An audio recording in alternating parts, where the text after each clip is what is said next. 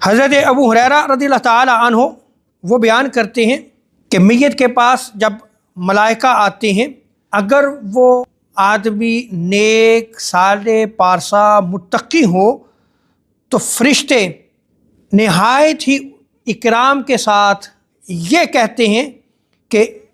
نکلو اے پاکیزہ نفس جو پاک جسم میں تھی، یعنی اے روح تو پاک ہے اور تو پاک جسم میں تھی، اور اے قابل تعریف خوشخبری پاؤ، یعنی تیری روح بھی پاک تھی اے بندہ مومن،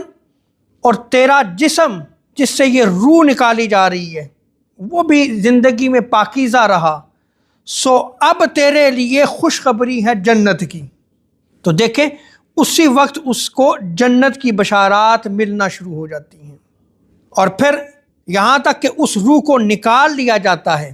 یعنی ابھی روح نکلی نہیں، اس بندہ مومن کو خوشخبریاں سنائی جاتی ہیں۔ پھر فرشتے اسے لے کے آسمان کی طرف چڑھتے ہیں، آسمان کے دروازے اس کے لیے کھول دیے جاتے ہیں، پوچھا جاتا ہے یہ کون ہے، تو ان فرشتوں کو کہا جاتا ہے کہ یہ فلان نیک شخص ہے۔ فرشتے مبارکباد پیش کرتے ہیں، اللہ اکبر۔ آسمانوں کی طرف اس روح کو لے کے جایا جاتا ہے، اور فرشتے کہتے ہیں کہ یہ نیک شخص تھا، اس کی زندگی پاکیزہ تھی، یہ متقی تھا، اور وہ ویلکم کرتے ہیں اور کہتے ہیں کہ مبارک ہو اس روح کو،